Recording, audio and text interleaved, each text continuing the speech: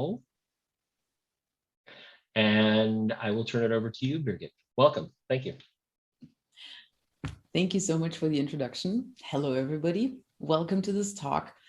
I want to thank you from the bottom of my heart because the weather is beautiful outside and you could be doing other things, and maybe some of you have made the smart choice of taking your favorite digital device outside with you. Highly recommended. And as you can guess from the longest subtitle ever, this talk has two parts. So we're going to start with embedding the resilience into the software developer, and then we'll move on to embedding sustainability into the software. So how do we first do one and then the other? Because if we don't get to a good place for the person developing the software system, then how is that person going to develop a software system supporting sustainability? So this is what initially prompted my research around this topic. After I looked into software engineering for sustainability and for sustainable systems for about 10 years, I figured maybe we need to start earlier.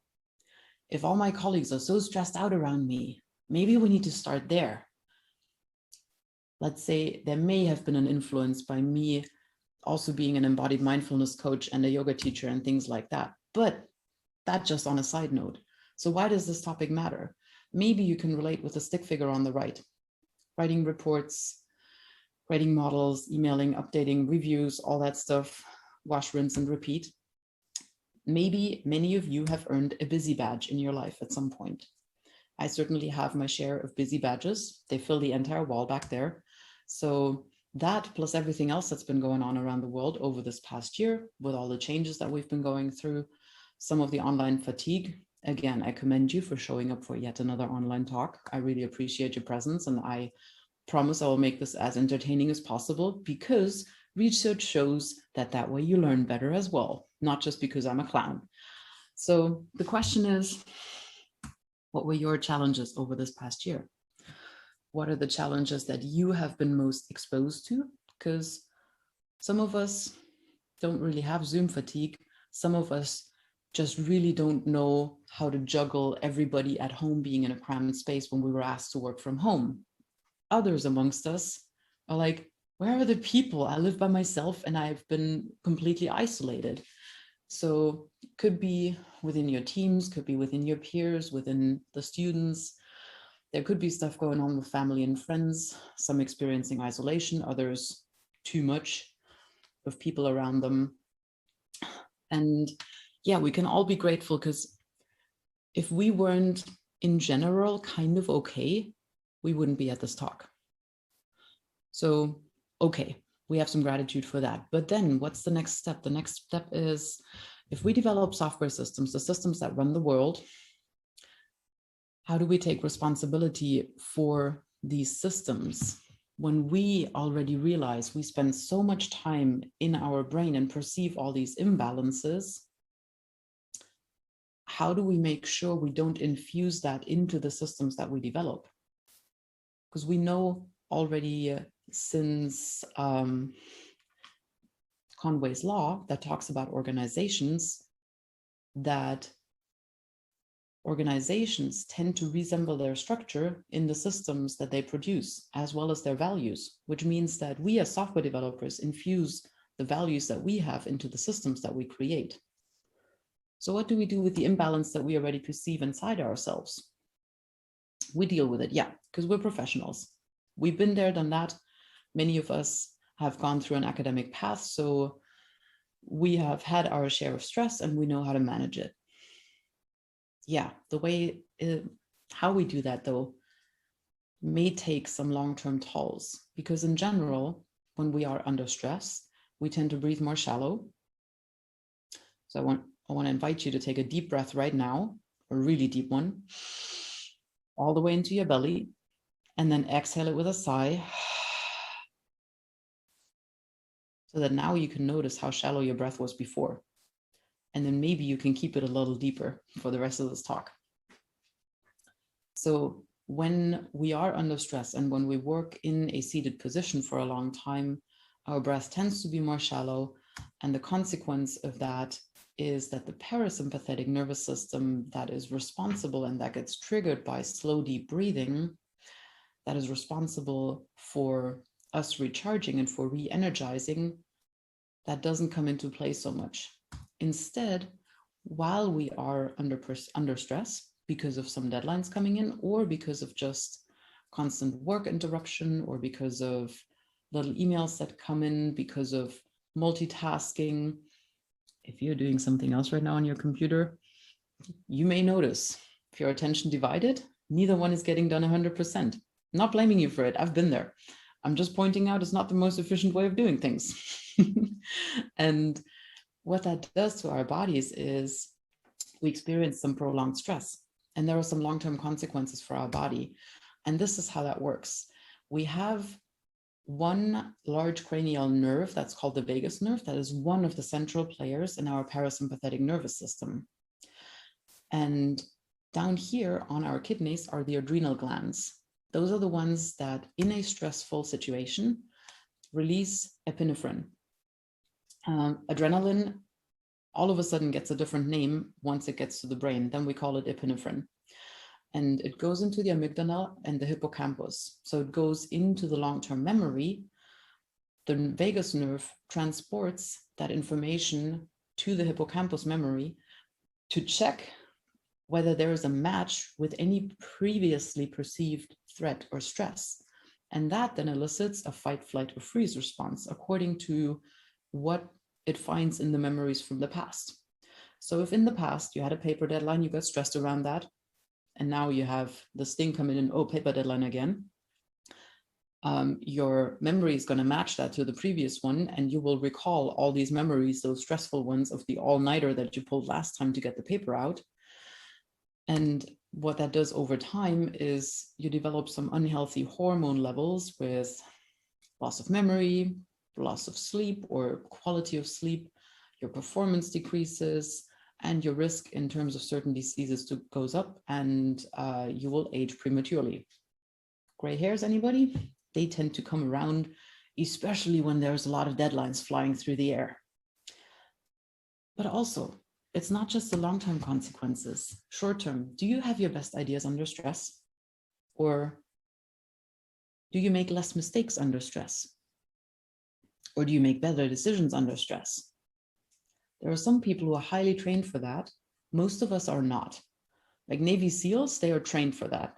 They get pushed under stress systematically to the point where they would almost break, so that then they can perform in high stress situations. Most of us don't undergo that training. But I don't want to stress you out with this talk. There is some good news on the next slide. Oof. Okay, so we can influence and tone that vagal nerve that responds, that transports the stress response into the brain. And if we can train the tone of that nerve, then we can reduce that fight or flight response. So with a high vagal nerve tone, we can recover more quickly from stress. And the way how that is done is because training that vagal nerve increases neuroplasticity. Neuroplasticity is the brain's ability to reorganize. David Eagleman, the professor who just released a book on live wiring the brain, also says the term neuroplasticity is maybe not the best one, because neuroplasticity comes from molding plastic, and then out comes a plastic Smurf or something like that. But that Smurf is not going to continue to shape shift.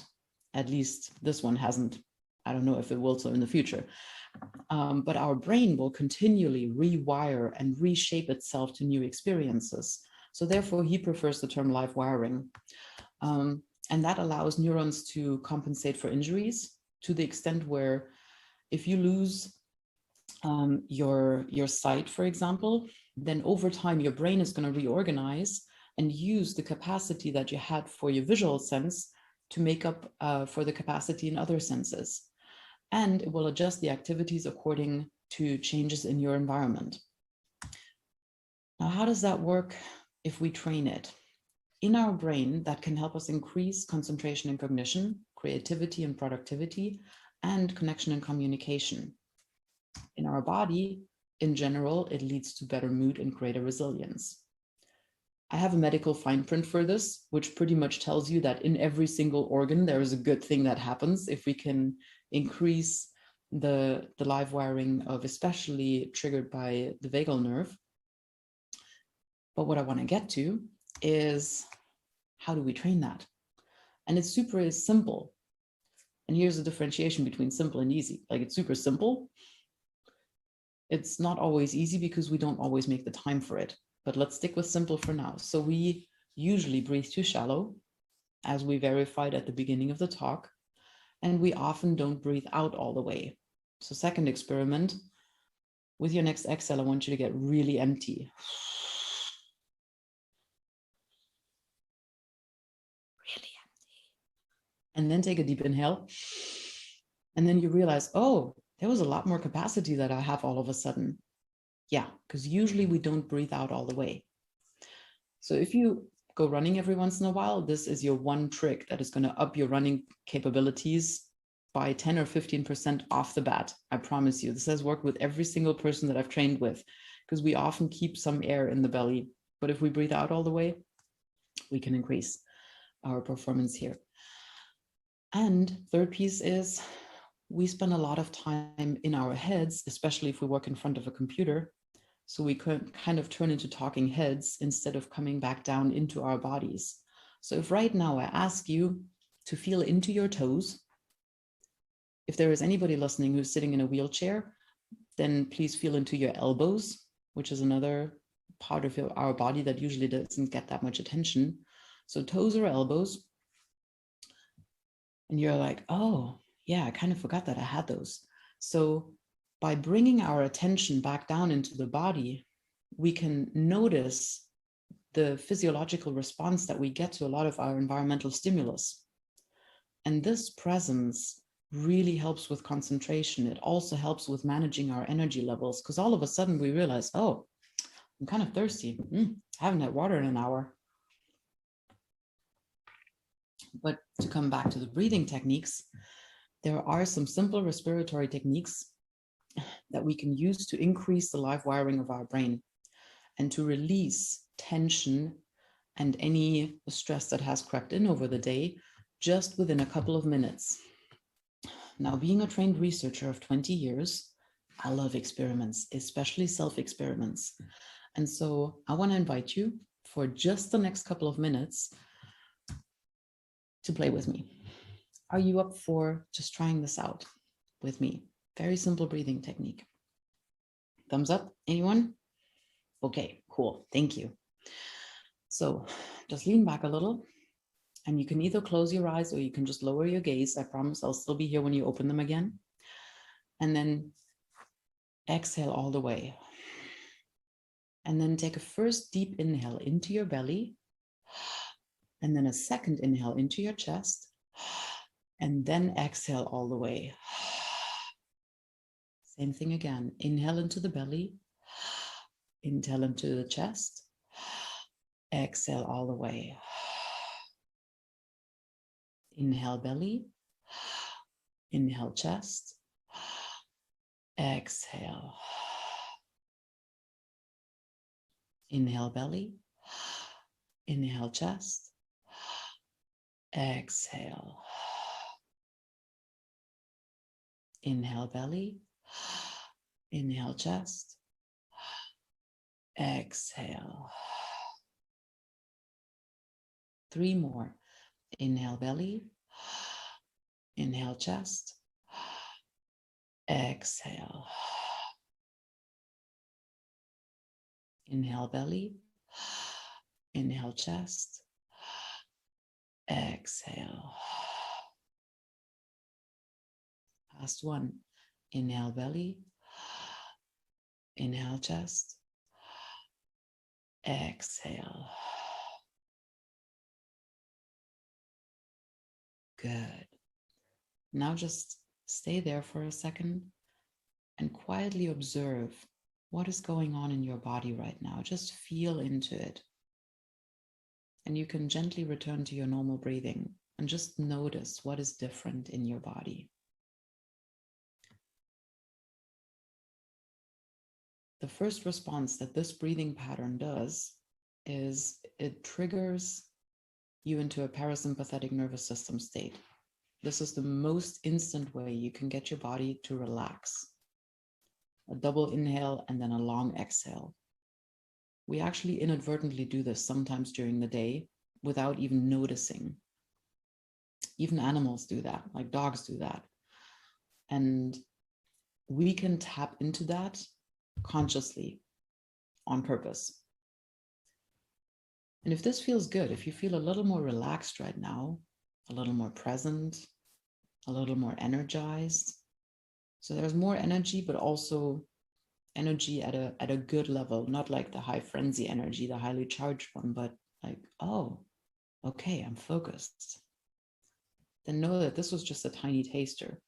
Now imagine you did a 90-minute session where you have 20 minutes of like explanation and getting you into the right space, and then 20 minutes of active breathing, and then 20 minutes of relaxation, and then a little bit of conversation afterwards.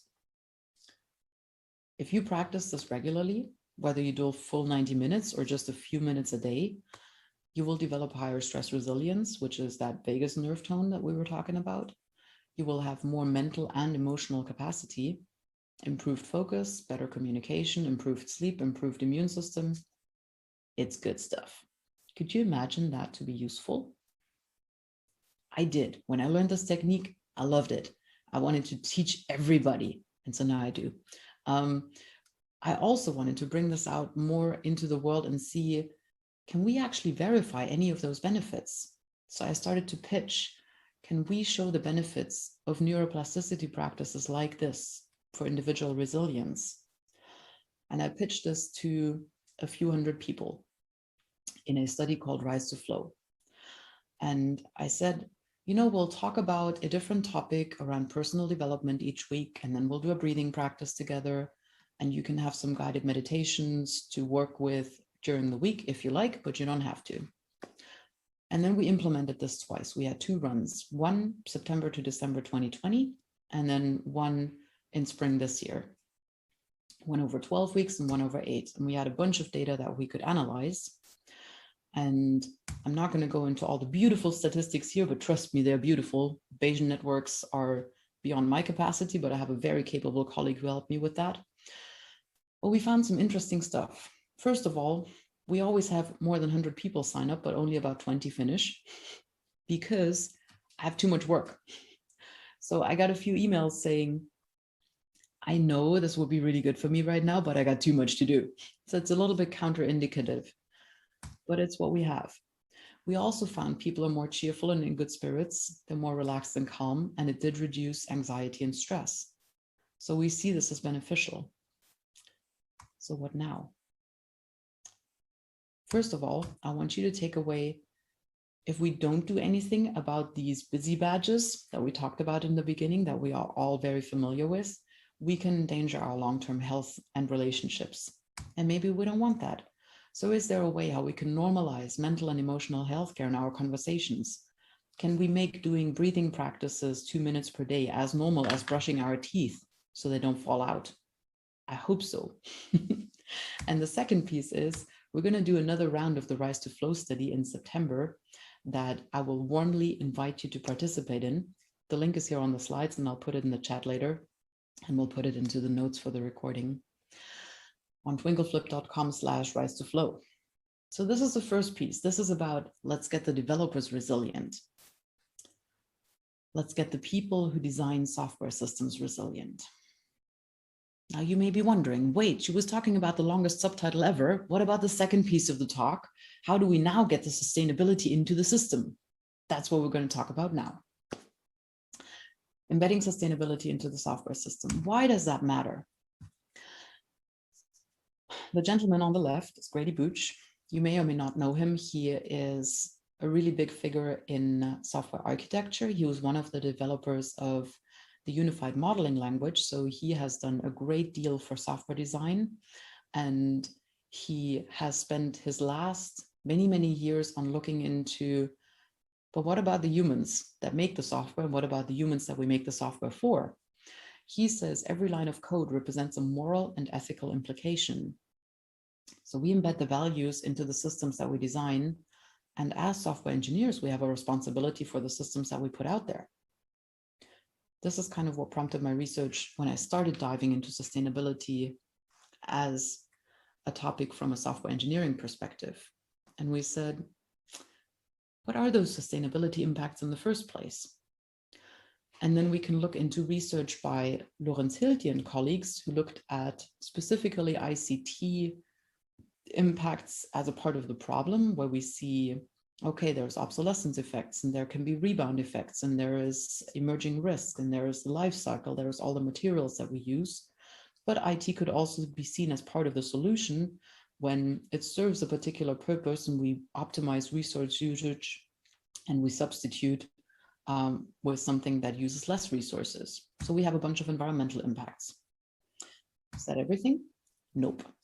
Of course not, otherwise that slide wouldn't exist. So if we look into Airbnb as an example, that was initially the idea to put out a marketplace to say, hey, we have some short-term rentals here. Instead of going to a hotel, you can rent a local place. You can stay where you really get the vibe of the city. And I could rent out my living room while going on vacation somewhere else. Those were the envisioned benefits.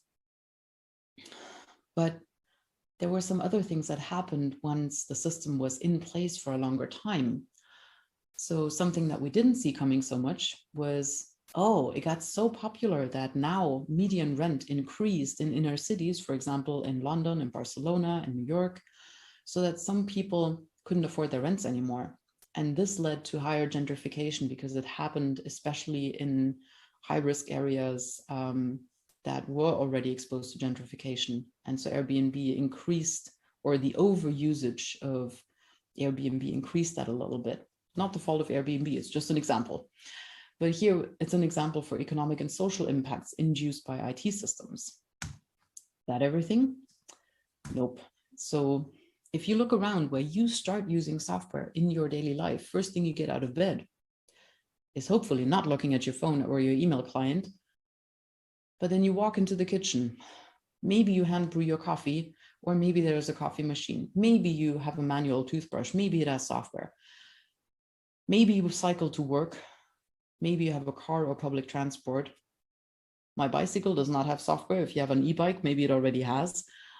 So we are surrounded by software systems in our daily lives, and those come with side effects as well. And the Center for Human Technology under Tristan Harris and colleagues has looked into those long-term social and individual and economic impacts around physical and mental health, social relationships, systemic oppression. So now we've got this giant range of impacts, sustainability impacts by IT systems, and how do we find them all? We've developed a framework that looks at sustainability impacts from 5 different dimensions: individual, social, environmental, economic, and technical. And we've developed a set of questions around those that help look into the individual impacts, and a process along that guides you in that analysis. So at the beginning, you speak about what's the system that we're trying to analyze, and then you go through the guiding questions with a set of people that have different perspectives onto that system. So maybe you have somebody from marketing, maybe you have a user representative and a developer and somebody from finances. And then you look into the long-term impacts that the system could potentially have. Because if we think back to the Airbnb example, great ideas, good intentions, and then side effects over time. And the question is, could we find those side effects earlier so that we can mitigate those? And for some that may be possible, maybe not for all.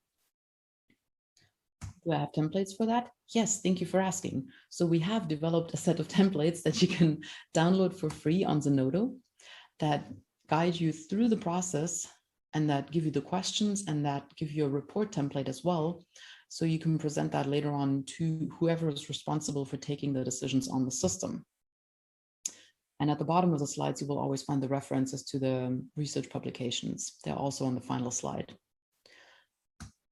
Now, I would love to try this out with you to say, hey, we have a system that we want to look into the immediate effects for. We want to look into the enabling effects that are induced by the usage, and we want to look into the systemic and structural effects that accumulate over time. If this was a seminar, that's what we'd be doing. But, and we've done that for a Twitter example as one of many examples. But you get to duck out of that today because it's not the format. So I'll just give you one example that we came up with in a 20-minute brainstorming with master students. So all of these are potential impacts that we could find in the system, from how data is shared to how that influences communication in the larger scale, to people getting trolled, to effective campaigns, to company growth, so to a more inclusive society. So there are positive and negative effects that in this view are not labeled, but that can certainly be differentiated. And all the arrows in between them denote the influences in between those effects. Now, critical researchers that we are, my next question would be, how do we know that this works? Well, we've tried it out in quite a few institutions. So in higher education, we've tried this in Long Beach, California, at Chalmers here, at LUT in Finland, at KTH, at Furtwangen in Germany, at the Fachhochschule Nordwestschweiz, and at Ramon Llull University in Spain. We've also tried this in practice with industry partners, Partner in California, Visma in Sweden, Jeppesen here in, Visma in Finland, Jeppesen here in Sweden, Data Matrix in India, and Premier Park in Finland as well. And recently, due to circumstances in the world those past 14 months, we've developed an online version where you can do this workshop on Miro. So you just have it in a Zoom call instead of in a room. Of course, there are limitations. Yes. So let's take a very critical look at this. This framework helps us to discover. It's not fixing it. So it takes commitment by the company that does the workshop with us to say, okay, we see all those impacts. Which of those do we want to mitigate, and which of those do we actually want to support and make sure that they happen? Second piece is there is always the time to market and deadline pressure that companies like to argue with. And here is where we just got to stop discounting the future. It's always like the next deadline, the next rollout, yes, but what about the long-term impacts? If we don't look into the future further ahead, at some point we're going to run against the wall. So it's our choice. And then last one, priorities and stakeholder availabilities. So sometimes a company may not have everybody available for a workshop like that. And in that case, we use surrogate stakeholders. So they were just putting on a hat. Let's say I'm going to be the user representative today, and the other person over there is going to put on their financial hat and stand in for that stakeholder. So far, so great. Why isn't everyone doing that then? Do you remember, were you around when we were allowed to drive without seatbelts? I can barely remember. I was like really little. I could barely walk when we were still allowed to jump around on the back seat, no seatbelts. Until enough people died in car crashes, then they got mandatory. Same for fire safety protocols. Once enough people got injured or died, we established those. So that is one piece. Maybe not enough has happened. The problem with sustainability is that if this becomes really unstable, maybe the whole planet is just going to make a big shrug and shake us off. So maybe we can find an earlier way to transition. And the other piece that gets in the way is planned obsolescence. I think we are getting better at that in general, and it's still around for various reasons. But last but not least, I don't doubt that a smaller group of committed people can really change something, because indeed that's the only way it has ever happened. So therefore, while every once in a while my doubts pop up, I then do remember, nope, this is the mission and we're going to find a way. I may not have the perfect answer. I will keep working on it. And with that, I want to give some special thanks to a bunch of people who made this possible. The top part, Letizia, Stephanie, Christoph, Steve, Sedef, Rosanna, Ola, Yari, Norbert, and Colin for the collaboration around sustainability design and the SUSAF framework. And the bottom row, Francisco, Letizia, Rickard, and Juliet for contributions around the breathwork research. And I also want to give a shout out to Cristi Montes, who's in the audience today, who has contributed to the most recent data analysis and also deserves a spot on the slide here, which I'm going to fix. With that, I want to thank you very much for spending your time with me here. Just a quick summary, because the worst thing that can happen to you at the end of a talk is a blank slate saying, thank you. So I'm going to give you a quick summary so you can give me your best questions right after. Resilience for engineers. We've had some pretty good results in our breathing studies. You've tried out that breathing technique yourself. It reduces anxiety and stress. It makes you more resilient. We have the next study coming up. I would love for you to sign up and spread it in your network if you have people that you think might benefit from that. And the second piece was sustainability for systems. We have developed the Sustainability Awareness Framework, SUSAF, that you can download for free on Zenodo. It has the complete guidance that you can run the workshops with, and we will be most happy to support you in that. And with that, I'm ready for all your questions.